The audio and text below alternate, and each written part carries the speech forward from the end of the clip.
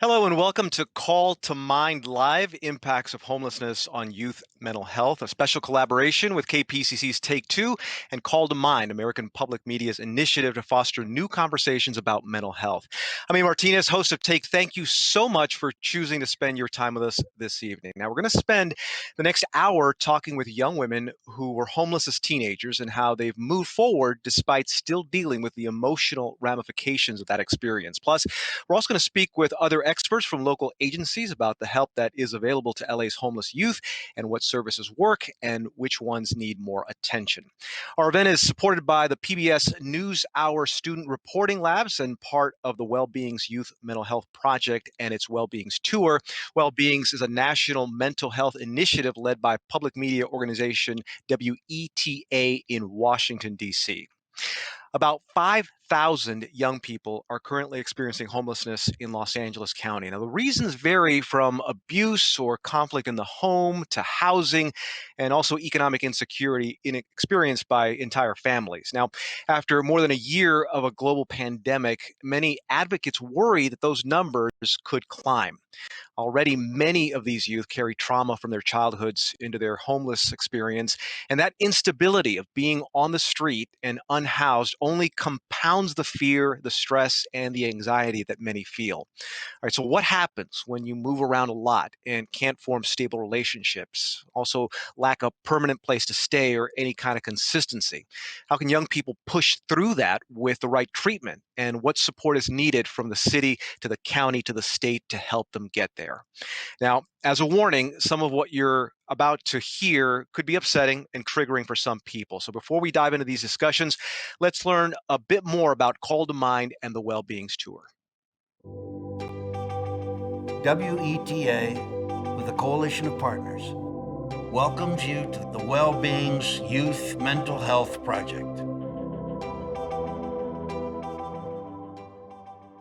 Hi, I'm Bill Pullman, and I'm honored to be with you as we launch this national campaign from public media. Wellbeings is a groundbreaking project at a very important point in time. Mental illness disproportionately affects our young people and the most disadvantaged populations among us.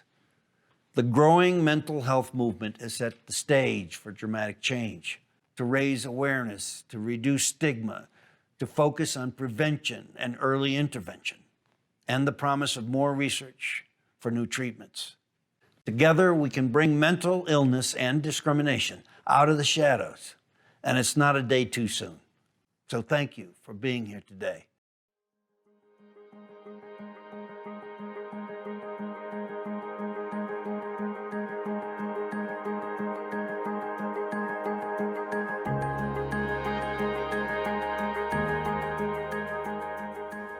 The signature documentary series in the Wellbeings campaign is Ken Burns Presents Hiding in Plain Sight, Our Mental Health Crisis. Produced and directed by Ewers Brothers Productions and written by David Blistein, the film will explore, through lived experiences, the youth mental health crisis in our country. Currently in production, this 4-hour documentary film is slated to air on PBS stations in spring 2022.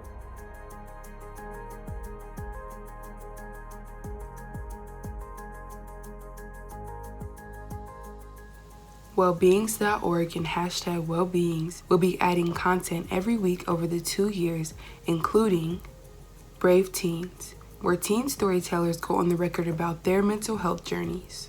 And Brave High, a digital feature-length documentary where students in high school productions share their mental health stories through spoken word, music, and dance without fear, shame, or stigma. Out of the Dark, a short-form digital series that will profile lives transformed by mental health challenges, highlighting the power of difference. PBS NewsHour's Student Reporting Labs engage high school journalism students as correspondents that report on youth mental health from more than 150 high schools across 46 states.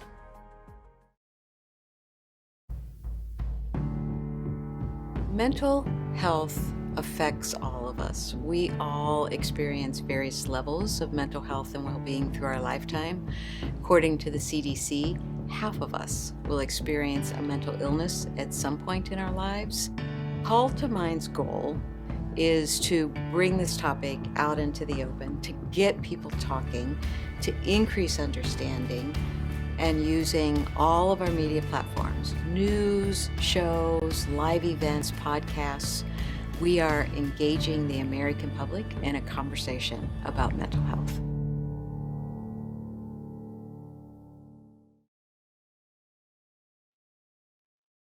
All right, we're going to hear now from three young women now in their 20s who were homeless at different points in their teens.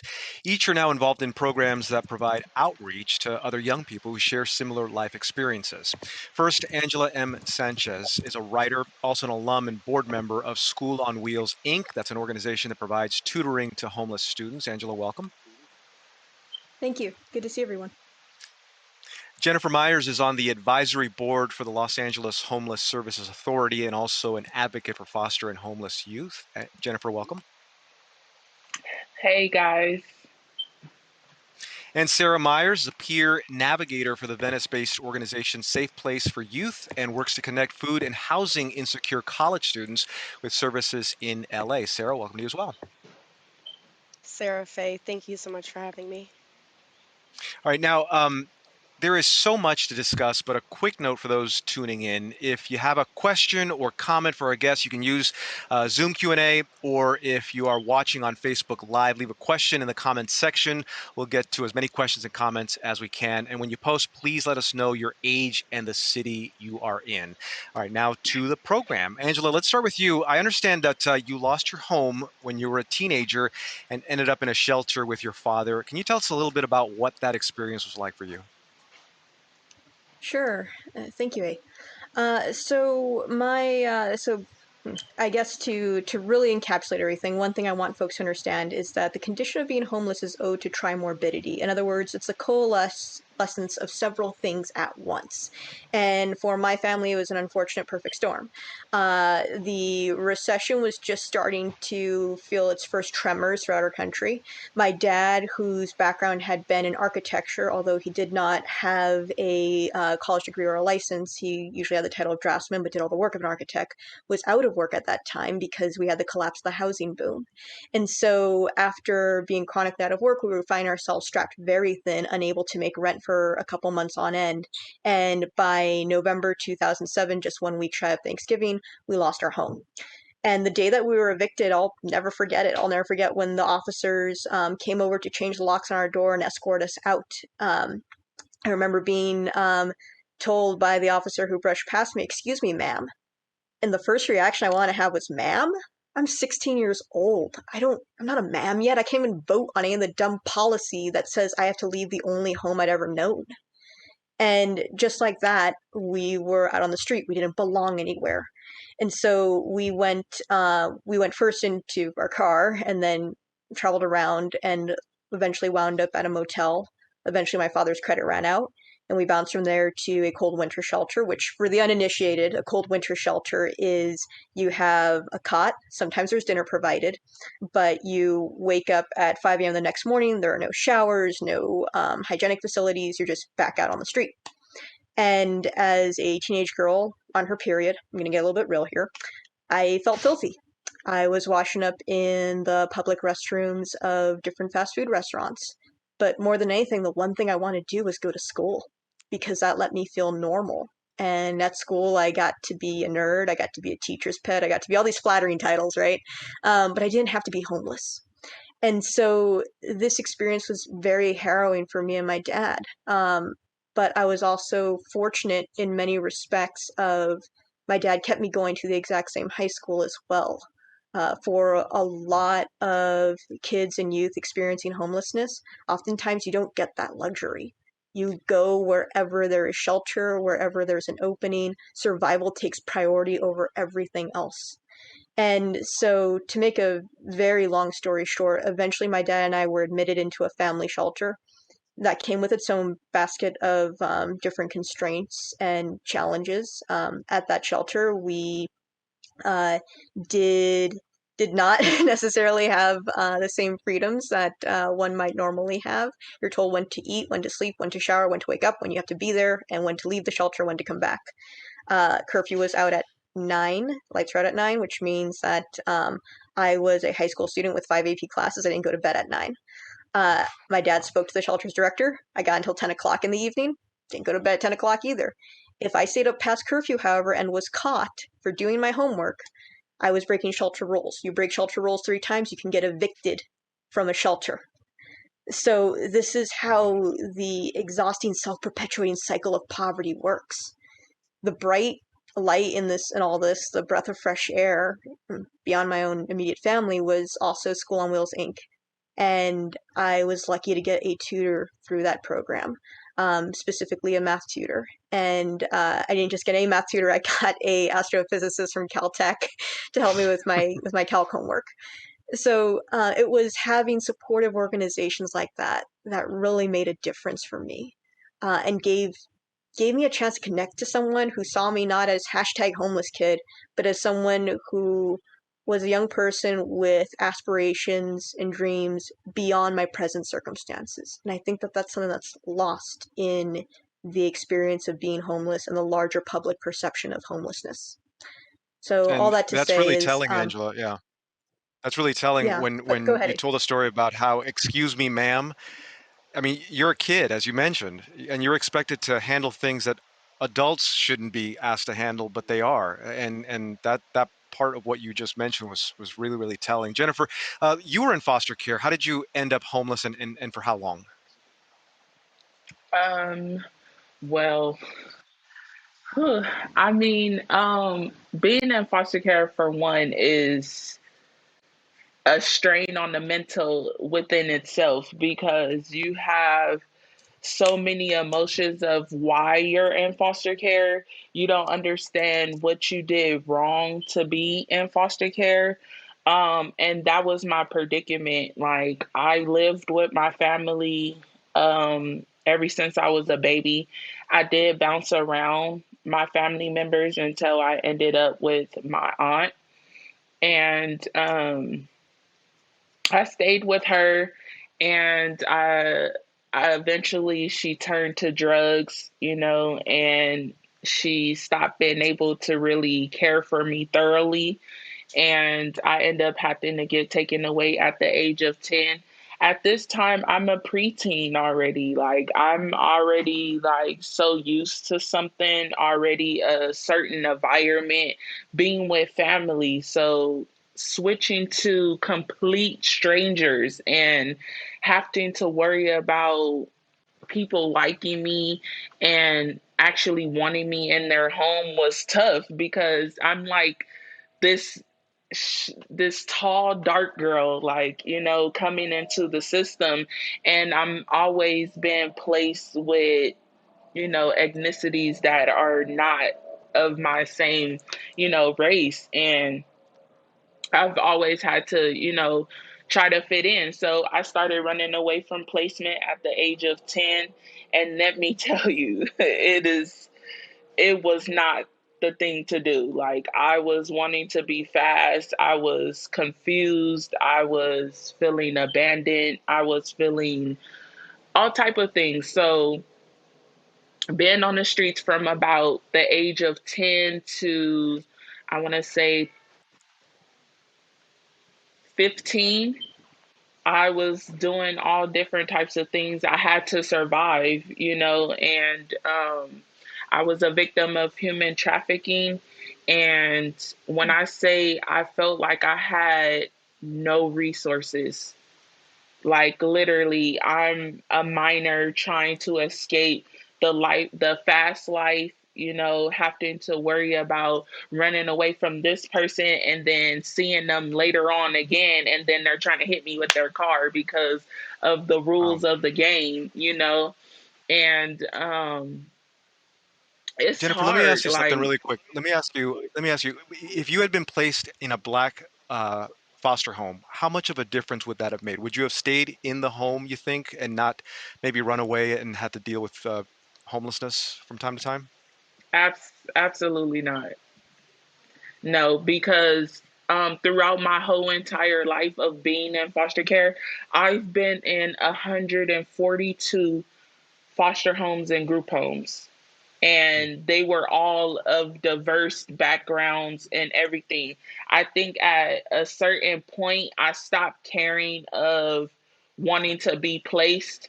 I did start taking advantage of every time I did get out of placement, or I mean out of jail, and they placed me in placement, because there was a period of time that I stopped being under DCFS. I started to be under probation. So once I started going to jail so much, they're like, okay, you're starting to stay in here longer. It went from 1 month to 6 months. Now it's taking a year for them to find a placement for me now, because I'm a chronic AWOLer.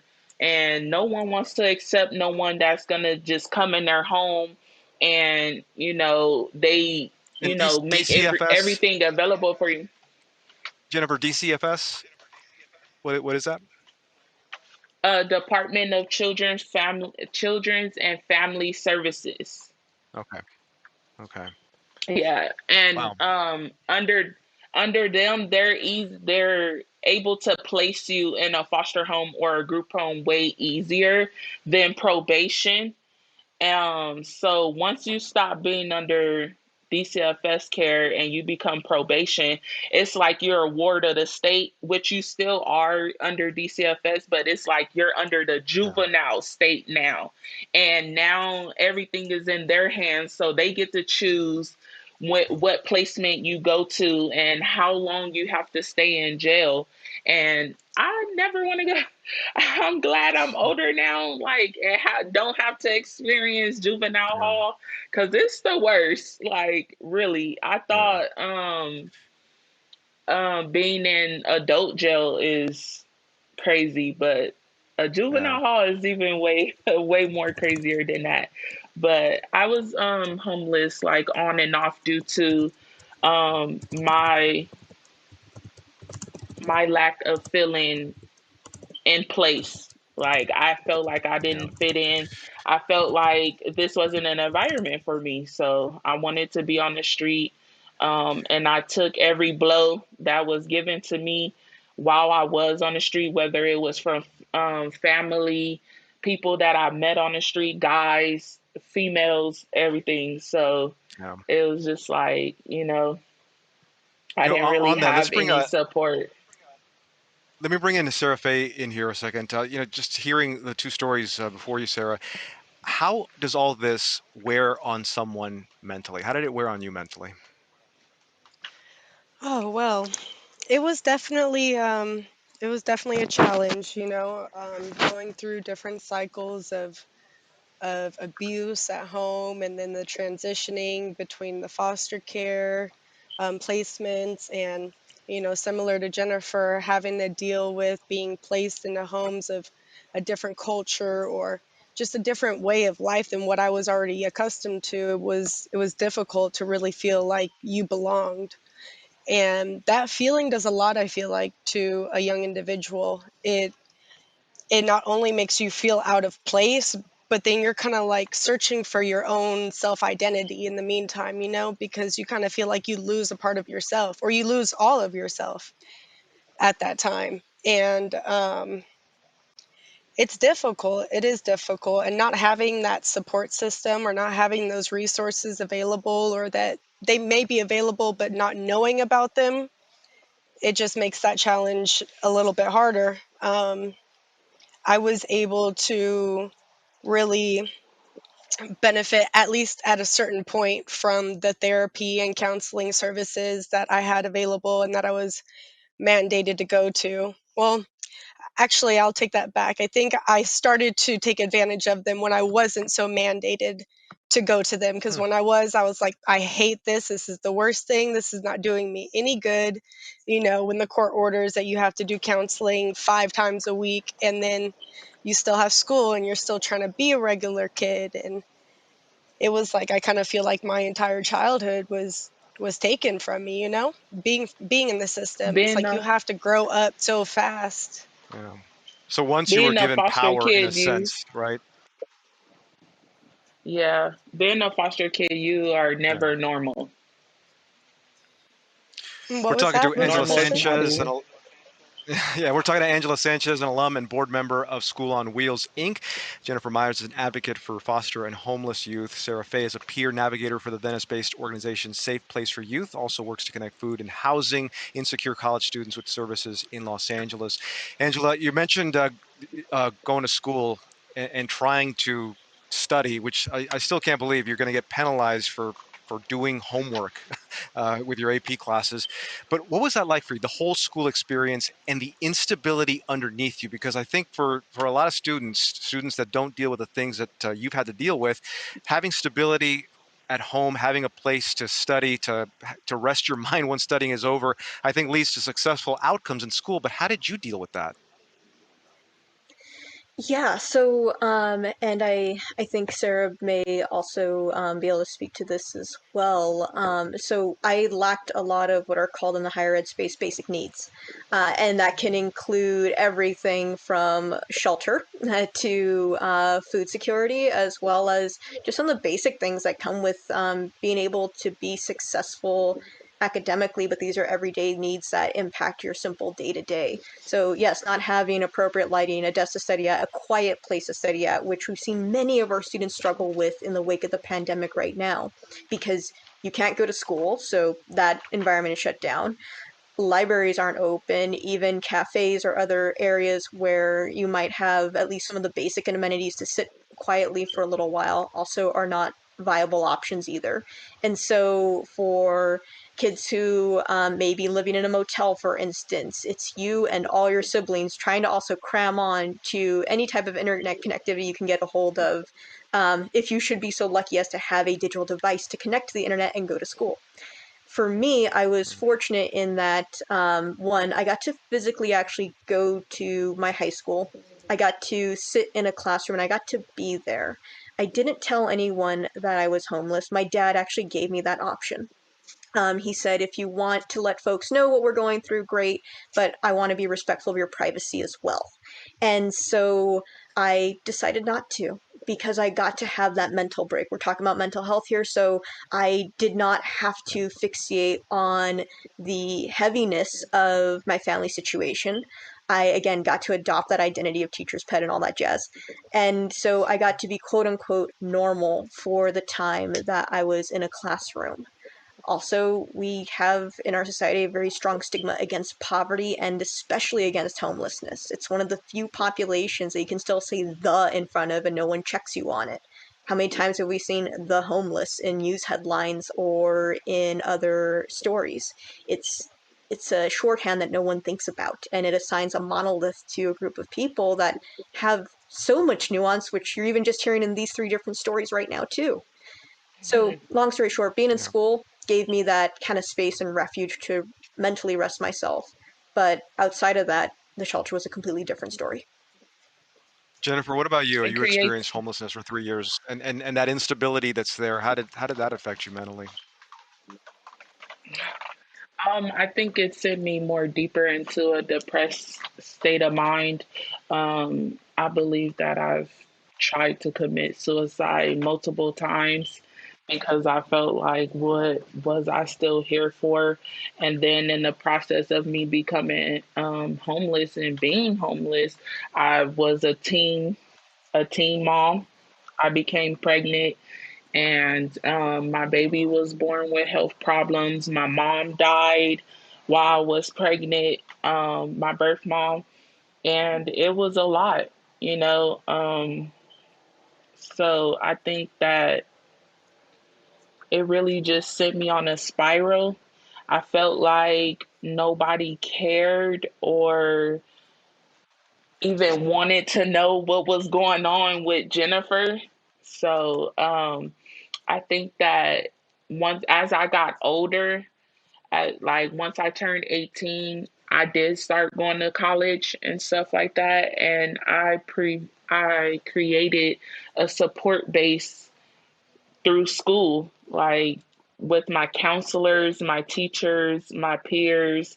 Um, I don't know. I guess that there was just something inside of me that's just is not allowing me to fail and or Yeah. give up on anything that I have deep in my soul that I just want to bring out to the world, you know. So I think that occasionally Yeah. I do still deal with depression and stuff.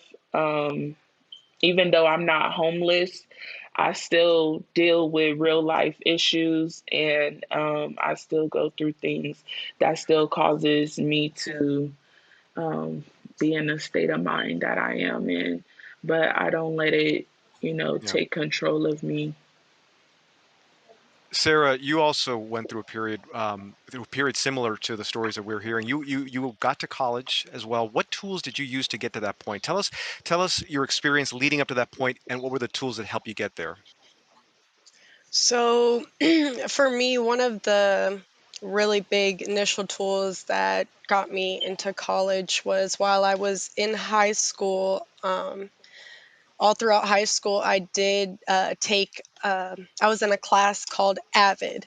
So, AVID stands for Advanced Via Individual Determination. And this class is meant to gear high school students into college.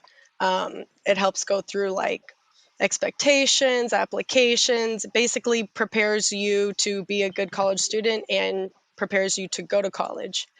Now, when I had graduated from high school in 2012, I considered going straight into college, but at that time there was a lot going on in my life. We had just lost our housing and um, had nowhere to go. So at that point, I just kind of decided to take a break from school for a little bit.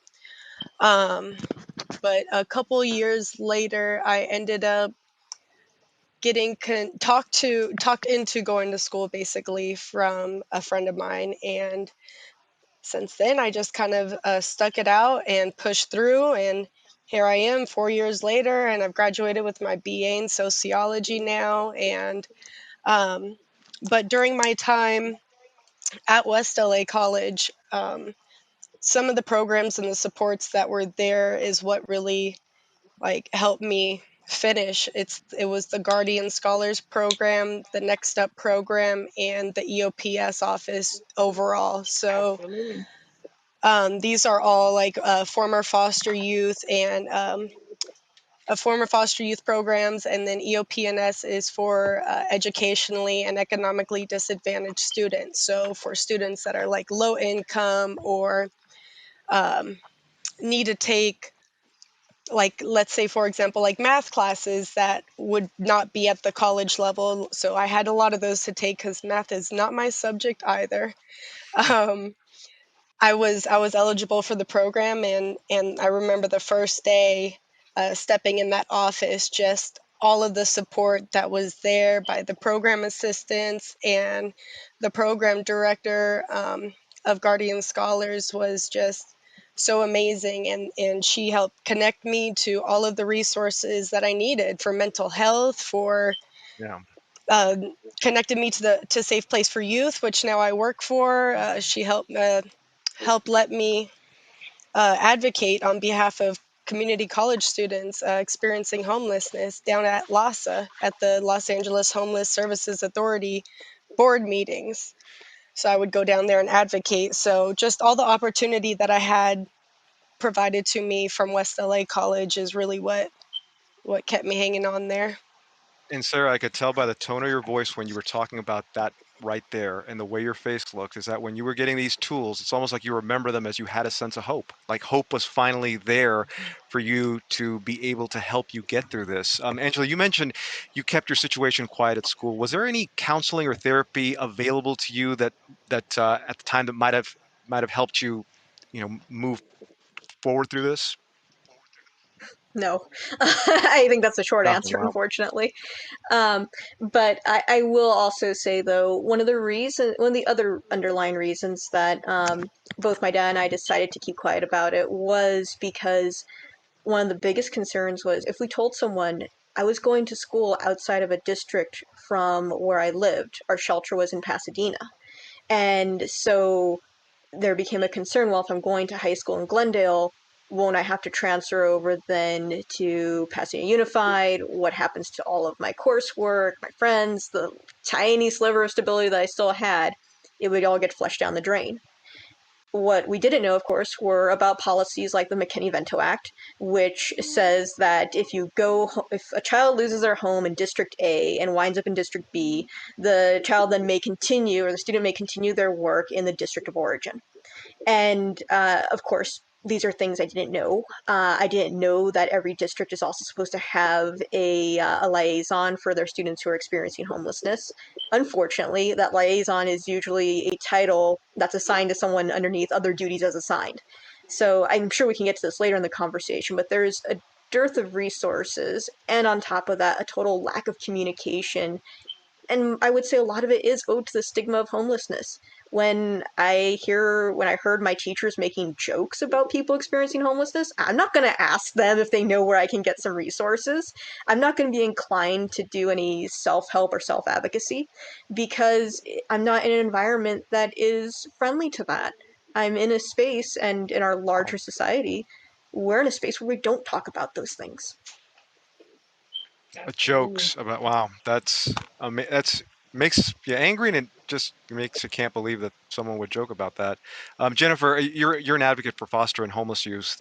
This question comes from Graham DiGiuseppe in Los Angeles. How would you say this very strange last year has affected the physical and mental health of the population of kids that you aim to help?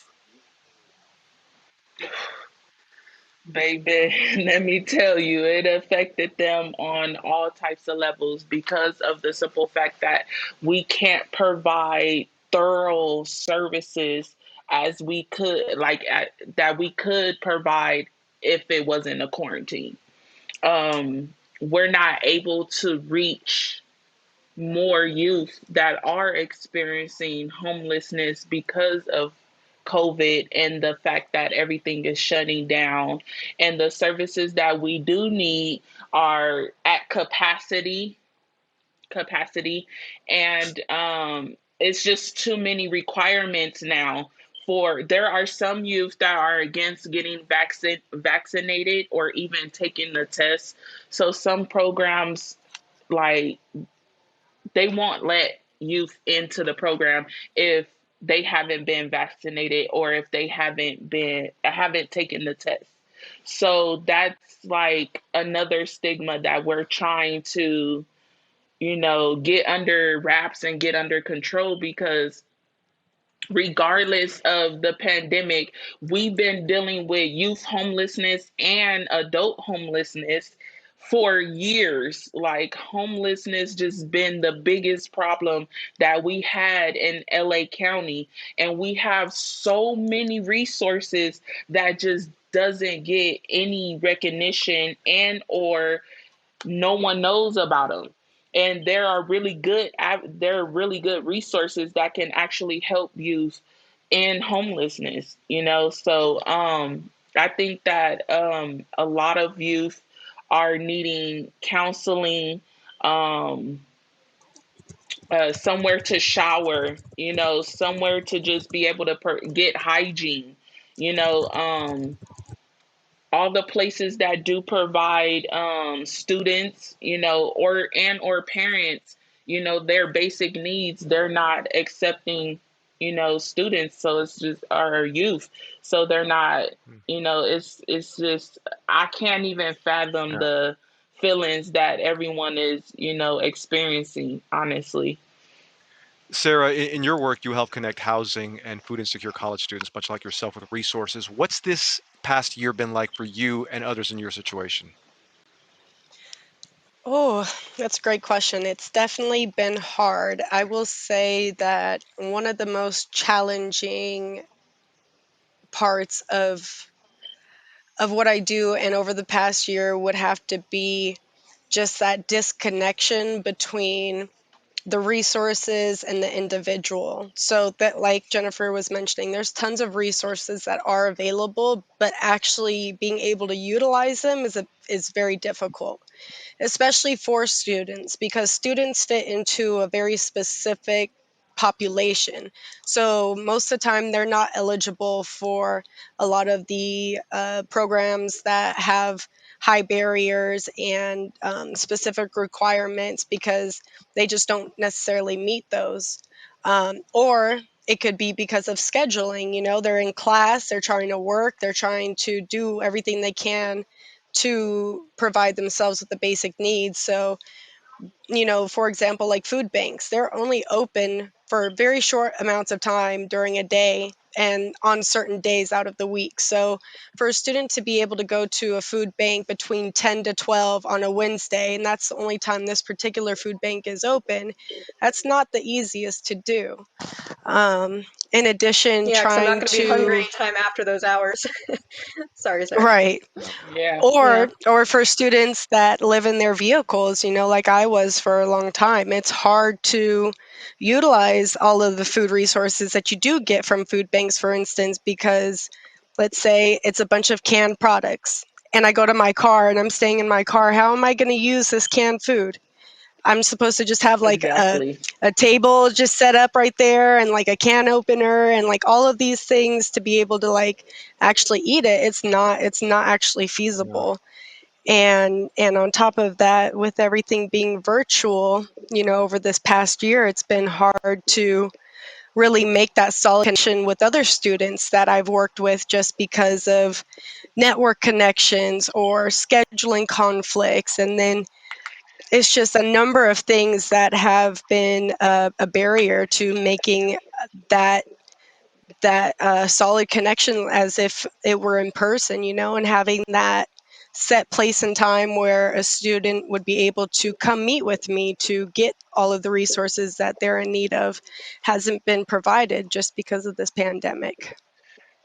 Angela, I want to get this question in for you, considering the story you told about your teachers joking about homelessness. It comes from Michelle Hernandez in Anaheim, and she writes, "I'm going to be a teacher, and I want to know how homelessness might affect the mental health of my students." Angela, what should teachers be aware of? Potential prospective teachers be aware of? Oh my goodness, so many things. Well, one, when you're homeless, this goes for all ages, you're underneath constant stress, right? So you're always wondering when your next meal is coming from. You may not know where you're going to sleep. You don't know what's going to happen the next day. I didn't think I was going to go to college the day that I was evicted anymore. You basically have no more future. You have only the present, and humans aren't meant to live in a constant state of fight or flight or what's going to happen next. So we know the physical toll that constant stress takes on people in general. We know that burnout is one of those outcomes. But we also know that you begin to feel more agitated. You suffer from chronic fatigue. You can't focus. You're more prone to get sick. And so when you now transfer this to the state of a child, man, you're going to have students who, again, can't focus. It's going to be extra hard for them to pay attention in class because they're exhausted. And even if they got some kind of sleep last night, they probably don't feel the greatest. Their attitudes might, unfortunately, not be the greatest. There's going to be a lack of motivation because the only thing they want to do right now is just put their head on their desk. And they also are probably going to be hungry too, or maybe haven't had a nutritious meal in a while either, or they don't know where their next meal is going to come from. They've also experienced trauma. Again, homelessness is owed to trimorbidity, so a lot of different factors are at play. We don't know what different types of trauma our students have experienced. It can be a wide variety, but I would say one probably common point would be that if you've experienced eviction, either from your home or from a shelter or bouncing from one foster home to the next, you've lost a lot of those supports that just having stability provides. You've experienced some kind of loss, and chances are, as a kid experiencing homelessness, you've experienced this loss repeatedly, and you don't know when it's going to happen again. You don't know how long you're going to get to stick around school or how long you'll have certain friends.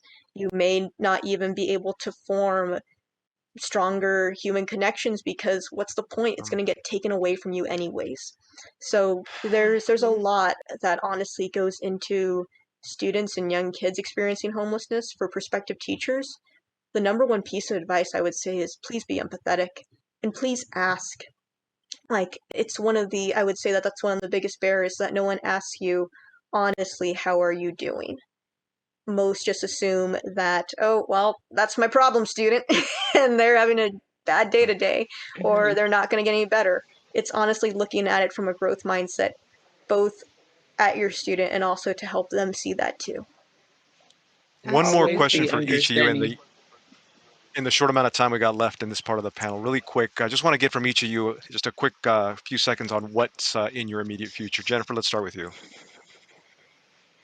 My immediate future. Right now, I'm just trying to build a platform to where I could be the best advocate I can be for the youth and other adults that can't speak for themselves. Now, if I have to be a policy changer, a program creator, I will do that. If I have to build a shelter that provides every single basic need that, everyone needs, then I'll do that. Like, that's just where I'm at right now. And if I have to start with sharing my experiences and letting the world know that this is a real problem and that we can't change it if we don't come together and get more people to speak about their experiences, then it's just gonna always, we're gonna keep perpetuating the same,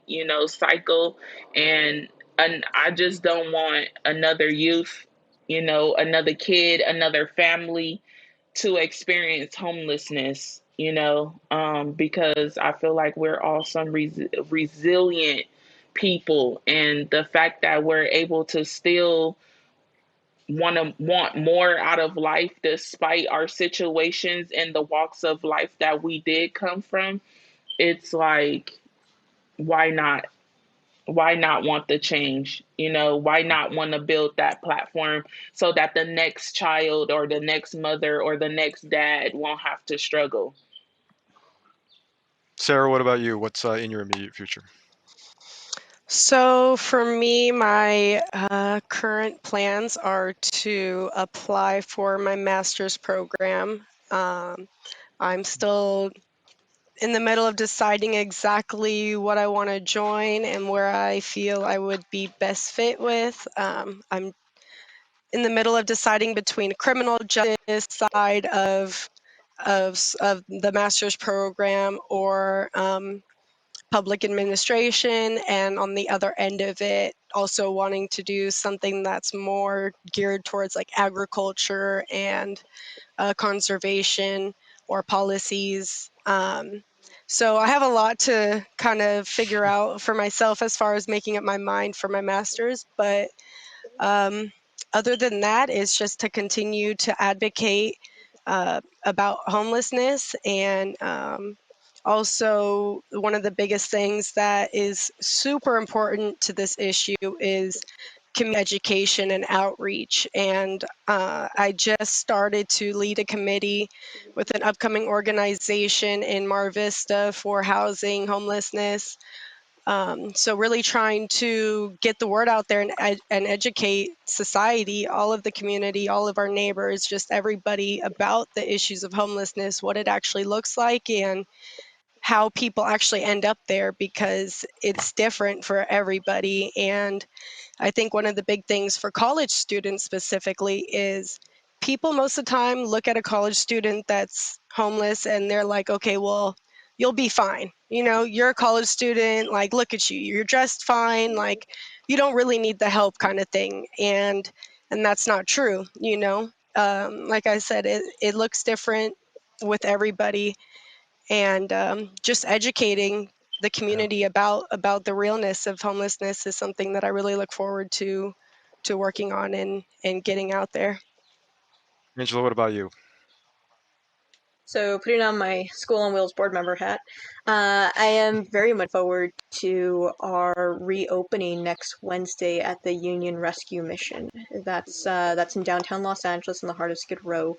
It is the opening of us going back to tutoring in person. We're going to phase this in slowly, but our School on Wheels, our wheels are metaphorical. They're our tutors, and they are the ones who go and reach our students across 5 different counties in Southern California.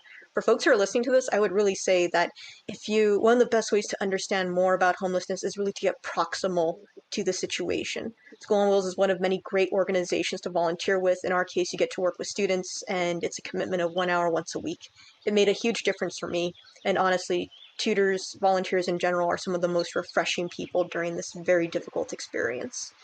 overall, I would say that in spite of the pandemic, we've actually still been able to maintain over 1,600 active volunteers and reach over 2,300 students. We've also tried to close that digital divide by distributing over 1,500 laptops. So, School on Wheels is definitely something that I'm excited for right now. I think we have obviously a lot of work to do still ahead of us, but we want to be supportive of our students. And for me personally, I work at a national foundation. I seek to reform systems that honestly can improve social mobility. For me, my focus is education, and I think that there's still a lot of opportunity ahead. Angela, Thank Yes, you for we're Jennifer, Sarah, doing joining thank it. you us. so much. Yeah, thank you so much for sharing your perspectives and experiences with us. We're going to soon hear from our expert panel to help us further understand the intersection of youth homelessness and mental health. First, though, we want to share with you a preview of a new film executive produced by Ken Burns. It's tentatively titled Hiding in Plain Sight.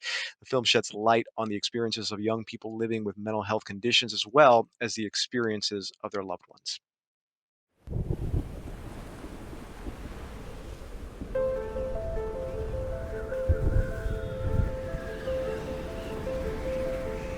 I think there's so many things you can say about mental illness. It comes out of nowhere, and then it just creeps into your body, and you don't know how to deal with it. It's a strange thing to look back on and think to myself, I really didn't care about anything at that point. Not caring if I wake up. It became a very frustrating thing whenever I'd look in the mirror and there's nothing wrong with me on the outside. There's absolutely nothing wrong to make sense of that pain. That moment that nothing else mattered to me, that I just threw myself in front of a moving car. I told my parents what would happen if I wasn't here. I still had a whole future that I had planned, it's like I was planning the suicide, but at the same time, I was making plans to go out to the movies with my friends the next week. It's hard to endure, but it's just, take it one day at a time. And that's kind of how I've been living my life. It affects my daily life all day, every day. When I finally did start to think oh, I'm probably an addict, I was like, no, you're just lying to yourself. I really want to live, and I'm trying to make the effort, and I want to have a good life. Maybe 1, 2 kids, not the white picket fence, but something that's livable, not this. But I want it. And I just want normal and mundane and average. Maybe a trip to Myrtle Beach every summer. I don't care. I'm sick of crazy, chaotic, up and down mess. There really is light. There really is. I know you're you don't know me. You have no idea of my journey. You have no idea. You're right, I don't. You're right, I don't. But I do know about lots of other kids' journeys. They are very different than yours, I'm sure of that. But what I know is that you're worth it. You have value. You are fighting this fight that you truly have no idea whether you're going to win or not. You're beyond courageous. You're beyond courageous. And you're stronger than you know. So keep the fight. Stay strong in your resolve, because you're worth it.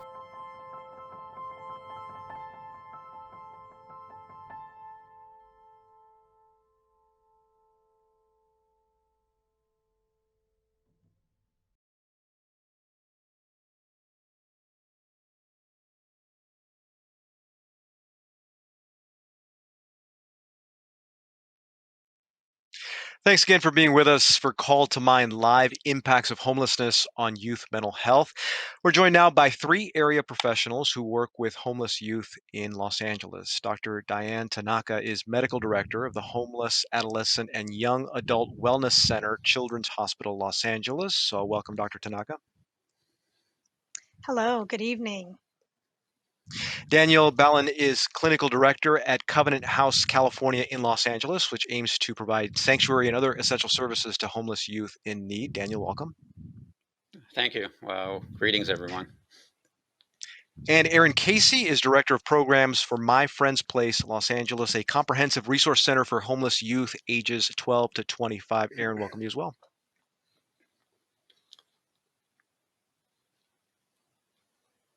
We got Aaron?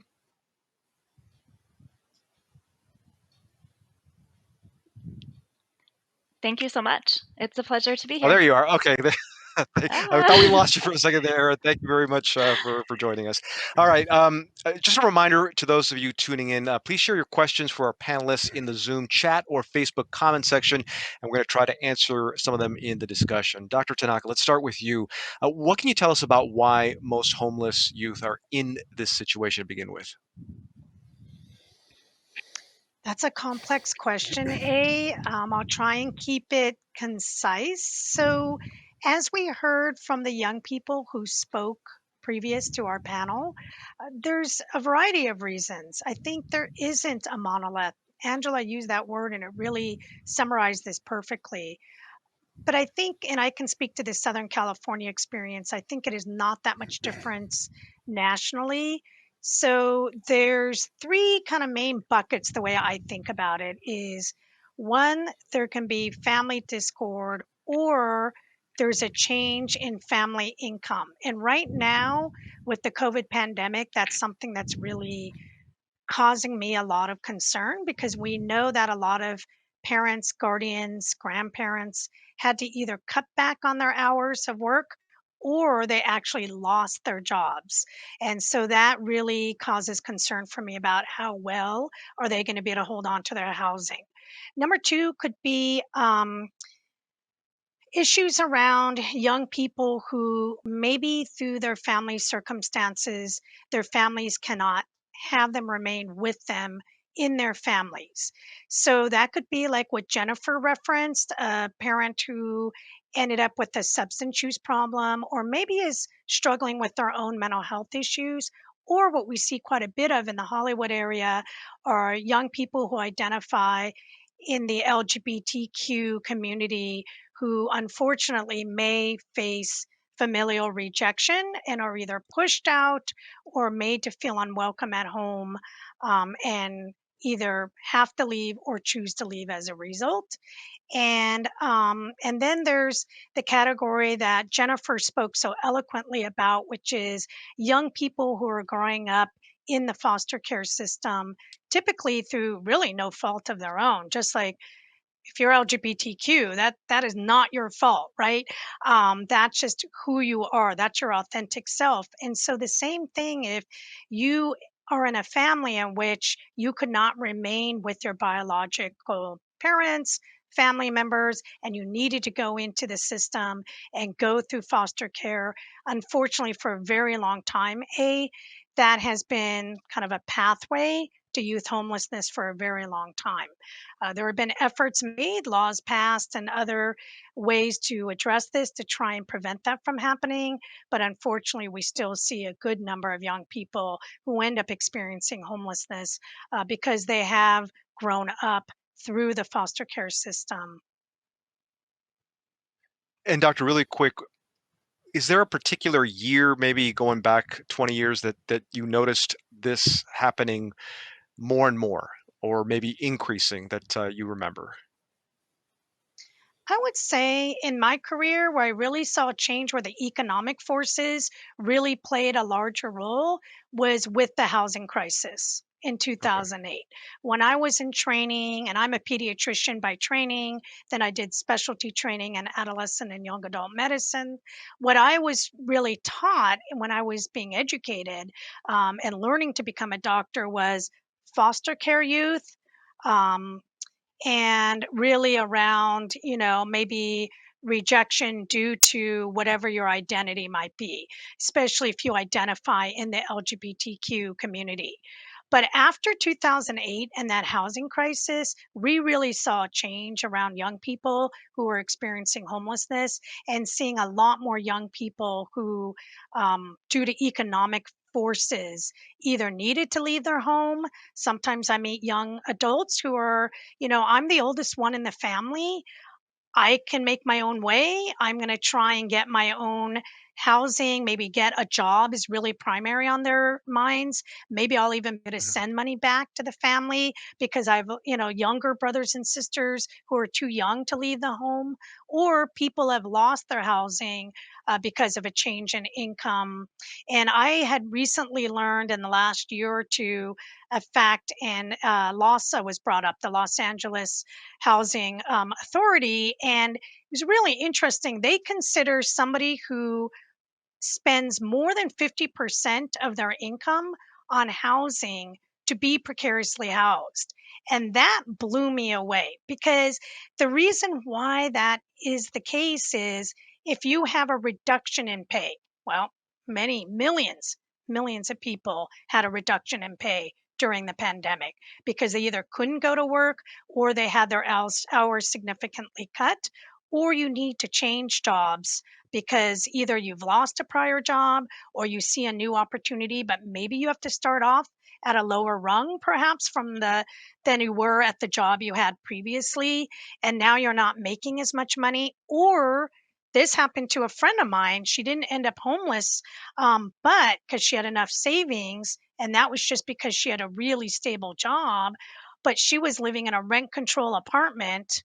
The landlady who owned the apartment complex passed away, and then a new owner came in and immediately raised the rents. And she was like, I can't afford this, right?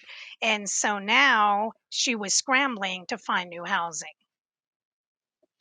Aaron, Casey, my friend's place serves youth ages 12 to 25. What can you tell us about the young people that you see and what their immediate needs are?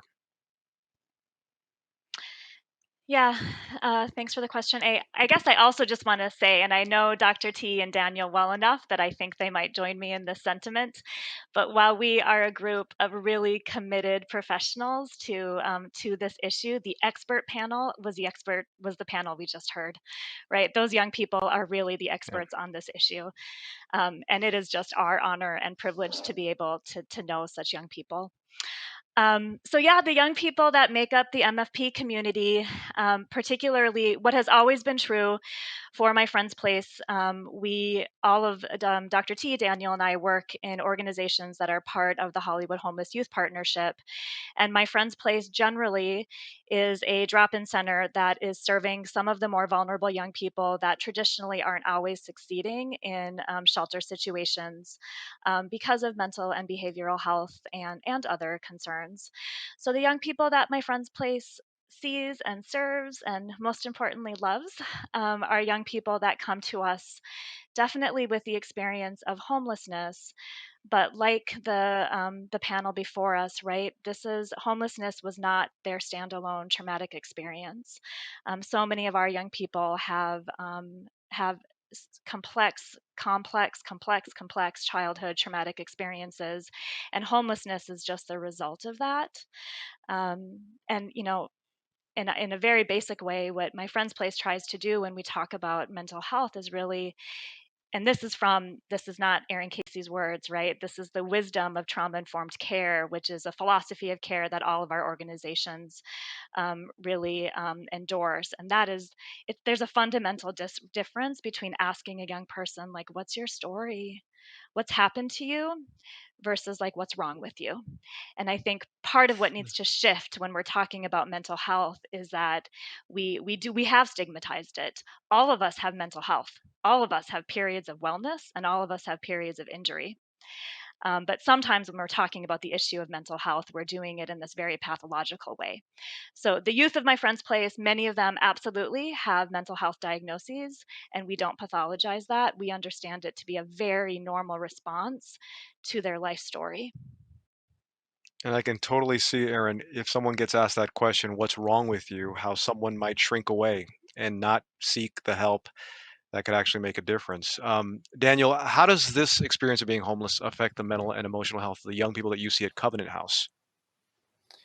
Well, I think it's quite significant. When we have youth come into our program here at Covenant House, we do a biopsychosocial assessment and ask them a lot of questions so we can get to know them in a variety of ways.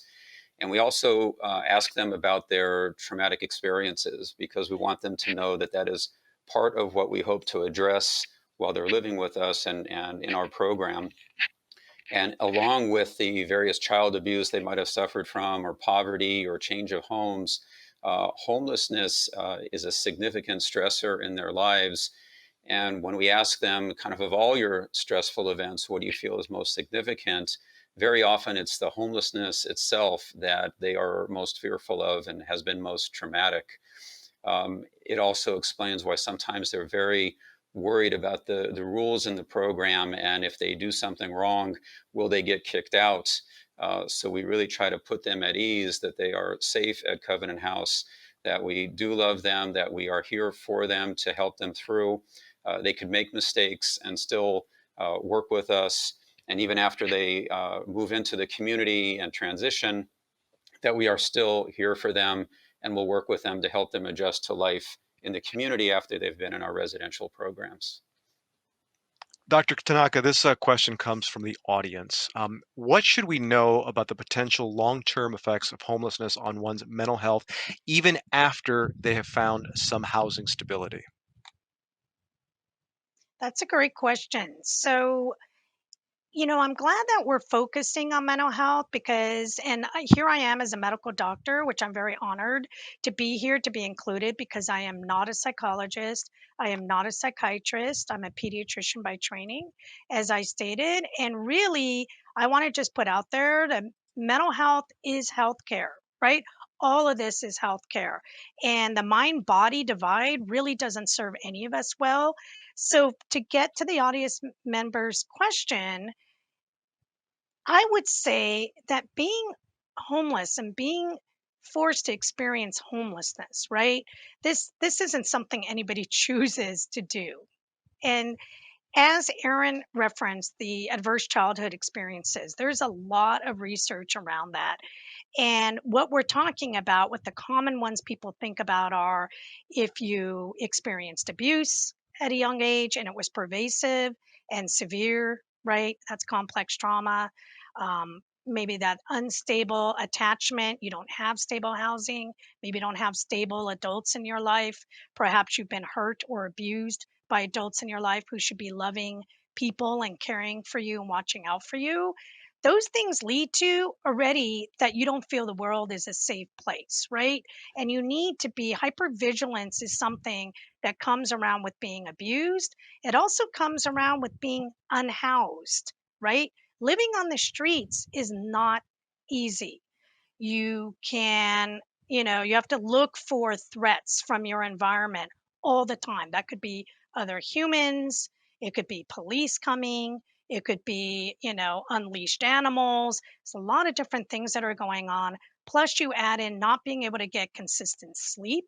I think that was referenced by the young people who just spoke, but I want to highlight that because not being able to get good sleep has all sorts of health impacts, including most importantly on your memory and your ability to learn. So if this is occurring at a young age and then you become housed later, first good news is it does not have to be permanent, right? This is why I went into pediatrics. Is the brain is plastic. It can change over time. It's why therapy is so critical. And as I'm sitting on this panel with two excellent therapists, both Daniel and Aaron, I see the effects of this every day. So having a young person establish stable housing, having stable food, that's nutrition coming in, getting good sleep, getting therapy, then you know what? They go on and they are resilient and they are strong and they can have a really good adulthood. Like all three of those young people were super impressive, and I think they highlight that. Now, not all young people, unfortunately, are able to access those resources. So if they aren't, then there can be long term health impacts, such as difficulties learning. They may not grow as well, right? If you're malnourished through most of your adolescence or even your childhood, um, you may never have good sleep. You may have insomnia. The risk of being depressed goes up, right? Anxiety disorders really go up. And post traumatic stress disorder is another issue we see really manifest in a lot of the young people we work with who are experiencing homelessness. compiled with or combined with all these other sources of trauma, such as being abused or having insecure attachments. Really, really important. I don't think we talk about this enough in our country about the importance of secure attachments, starting from a young age, that you could feel the light world is a safe place. And if I cry, they will soothe me. If I'm angry, they will talk to me and help me de escalate, right? But if I get angry and my parents angry, then in return, that's a scary place to be at. If I'm crying and they ignore me, that's a scary place to be at. So, lots of health impacts that can result from this. And there's even been shown with if the more adverse experiences a young person has had starting earlier in childhood, in adulthood increases their risk of heart disease, like heart attacks, strokes, diabetes. It's really kind of mind boggling to think about the fact that something that was occurring to you from ages infancy through 10 years old, or maybe up until 14, could increase your risk of having a heart attack at 45. Yeah. Aaron, this past year, I mean, my goodness, it's been a challenge for a lot of people, but in particular with the young people that you work with, what challenges has it presented? Have you seen, and how have you been able to help them? Yeah, I think all of us who are committed to serving the needs of homeless young people have experienced just so much challenge this year with COVID. I think the biggest one is most of our programs, and definitely at my friend's place, like we really, really believe that healing happens in community. And we didn't have access to community with the young people, just communing with each other and being and sharing. And so that was a huge challenge. And we saw, I think if you were someone who maybe hadn't touched for yourself a lot of that feeling of isolation or depression or just that lack of routine in your life, and you maybe didn't always understand some of the more common mental health symptoms, I would hope that this is a year in which we as a people got a little bit more empathetic to that experience of when our mental health is not operating at its finest. And so with the young people that we were serving, right? So part of what I just think is important to talk about when we're talking about mental wellness and trauma is that it is a privilege of our wellness, and to Dr. Tanaka's earlier point of our earliest childhood experiences, it's a privilege to be a person who knows how to connect with another human being. It is a privilege to be someone who feels safe and settled enough to get curious, to learn, right, to take on a new challenge. And even I think as our panelists talked about, the for our young people, the what we see time and time again, no matter kind of what their personal narrative is there's really this fundamental belief that they might not live to see age 25. And COVID definitely made that all the more true for young people. So many people have talked about this, but it's just important to hit on again. When you are experiencing homelessness and you are in constant survival mode, all of your psychic energy is just put towards living to see the next day. And so to think about moving forward and to accomplishing your hopes and dreams, that's a really big lift for someone who is just focusing on living for today. And COVID, I think just, I think it just put that exclamation point on it for young people. Like, is there really a tomorrow for me? And what is that going to look like? And the people, and even, part of what happens when you are a person who's experienced a lot of trauma is, as Dr. T also said, right? Like you're hyper vigilant. So you are reading people's faces and people's facial expressions for cues all of the time about whether or not you're safe. And then all of these helping people in your life started to wear masks. And you no longer had access to that really important facial cue of like, is this person safe? And Right. so it's been a lot. It's been a lot. And we feel really good that we were able to maintain connections with some of the young people that are the most vulnerable. And we're really looking forward to bringing them even closer in. Daniel, this next question comes from audience member Jeff Schafer in Santa Monica. Do you find that there is a stigma about mental health issues? And if so, how do you help young people overcome that to get the help they might need? Yeah, thank you. That's an excellent question. There's definitely stigma around mental health. I think in all populations, it is something that just now we're beginning to talk more of, and it's very helpful to have people in the community that we know come out and talk about mental illness and their struggles with that. I think one of the things that really is important around mental health is to start with safety and connection, and not with identifying someone with their mental health struggle. And I think here at Covenant House, one of the reasons we have a lot of youth who seek out mental health support is that we really make it about the connection. They see the therapist on campus, interacting with them, playing basketball with them, or being at various events. So we humanize ourselves. The therapists humanize ourselves in our various interactions, and that's usually where the therapy begins. Is where the youth are feeling like, okay, I'm getting to know these people, and I feel safe sitting with them and starting to talk about some really challenging things that have gone on in my life, or struggles that I'm having today, or things I'm thinking about my future.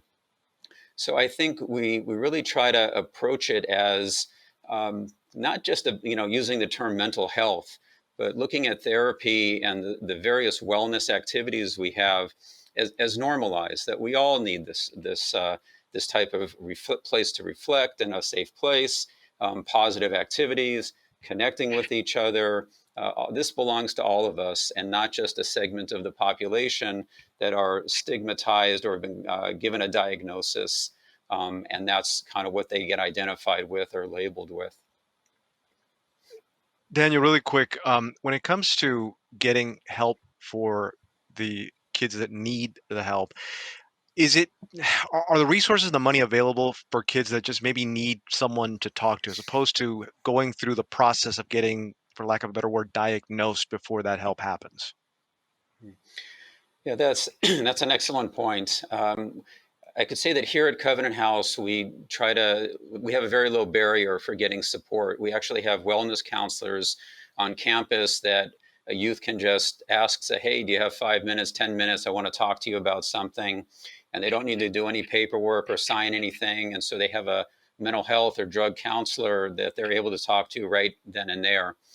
We also have put a lot of time and effort into training all of our staff to be able to sit and talk with our youth and listen to them within their scope and support them, because sometimes the most important conversations are going to happen at 3 o'clock in the morning, or the important relationship is with the cook or the security guard. So we really look at mental health treatment as a milieu, as a whole environment and community here, that's not just about the therapeutic hour with the therapist. If that happens, that's also a real positive, and we encourage all of our youth to do it. But the therapy alone, without the whole community on board, will only take us so far. And in the Hollywood Homeless Youth Partnership, across the agencies, we've spent a lot of time and effort training all of our staff in trauma-informed care, so that they're all comfortable, they know what to look for, they know when to reach out for help. And so it really becomes a whole community effort, and not just that of the mental health professionals. We only got a few minutes left, but I want to get one question in for each of you before we go. When it comes to what can be done better, Aaron, let's talk about what would you like to see change in how homeless youth are cared for in this county? That's $1 million question, eh? I think I there's so know, much. I think part I of it know. I think part of it, and those of us again who have been doing this, I think one of the big things is just it doesn't serve the issue, and it doesn't serve the young people to simplify this issue. So just as as many different stories there's also some different solutions. So cookie cutter solutions don't work. I would also say, you know, when we think about homelessness, we see housing as a component of one's wellness, right? One can't be well when their basic needs aren't met, and housing is a fundamental human right. But also, we can't shortcut healing. So we have to make sure that we have programs that invest in people, and particularly young people, where this can just be a temporary stop on their journey. Housing insecurity can be temporary, but we have to invest in them in the long run. And we need funders and program outcomes that also understand that. And also, a big one for me is that it should be a young person's birthright to fail, and it shouldn't have huge consequence. They shouldn't lose their housing because they broke curfew. I broke curfew a lot, and I was never kicked out of my home. I came home under the influence, and I wasn't kicked out of my home. So part of this is really, if programs like ours need to be the replacement family system, then we need to act like family systems, which is caring for people even when they break curfew and when they do really age appropriate things. Dr. Tanaka, what's one thing that you'd like to see changed? Ooh, like Aaron, this is a complex question, and I Yeah. would have a lot of answers. I'll stay in my lane as a physician and stay just looking at the roots of homelessness and what can lead to people becoming unhoused. And I'm going to be a little bit out there, but healthcare has to be affordable. Um, like housing is a fundamental human right, so is healthcare, and that includes adequate coverage for mental health care. Mental health care oftentimes is out of reach financially for many families, especially lower income families. And so I would like to see the system change where people would not have to go bankrupt because they're accessing healthcare, whether that's physical or mental health, and also would be able to access high quality, low barrier, affordable health care for anybody. Daniel, what about you? One thing that you'd like to see changed? Yeah, well, I definitely agree with my colleagues. And I think I would add that I think our mental health system has to stop looking at the people we work with and serve through the mental health lens. And what I mean by that is that sometimes in our systems, to bill for services, you have to meet medical necessity, have a diagnosis, prove that you are suffering enough to get the help. And I think that really turns away a lot of people who want the help, but don't want to be stigmatized and don't want to have to prove right off the bat they are in need of services. In my mind, if the mental health system could simply say those who are asking for help will receive it, regardless of the level of acuity or problems that they have, I think that would go a long way to minimizing or eliminating stigma and just make it open to anybody who wants the help will get the help.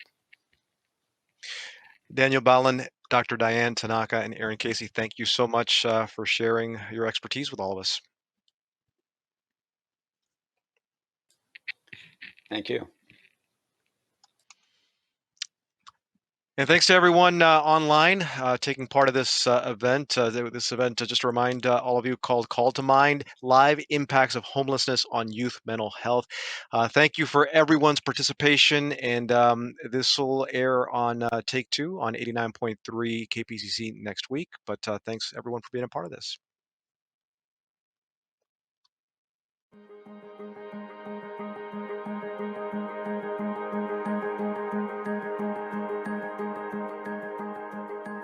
The We Are Wellbeings story wall is a central part of the wellbeings.org website, social media platform, and the Wellbeings National Tour.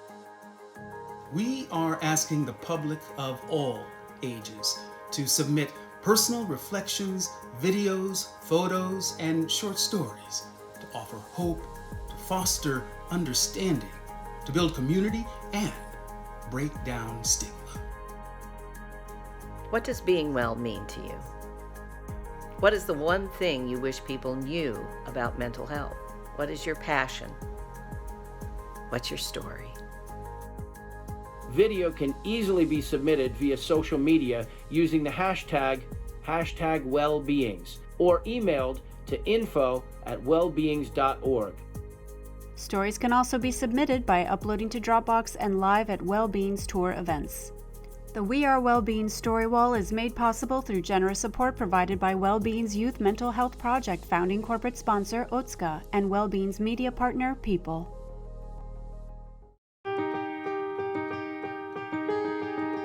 It's time to change the conversation about mental health. When you know something is wrong. When you feel alone. When you can't explain what hurts. When every day is a struggle. When you can't ask for help. When your friend or family member seems fine on the outside. But hurts on the inside. Sometimes I feel as though I'm the only one that feels. But I know that's not true. We can change. We can change. We can change. We can make a difference. There's power in our difference. We can support each other. We can fight stigma. We say it's okay. It's okay. It's okay to have a mental health condition. We all want to feel heard. To find hope. And to live in a world without stigma. Without discrimination. And we are a force to be reckoned with. I am not what happened to me. I am how I overcame it. Stand with us. And discrimination in mental health. You can see the person, not the condition. You can build understanding. You can play your part. The conversation changes with me. With me. With me. We are well-beings. We are all well-beings.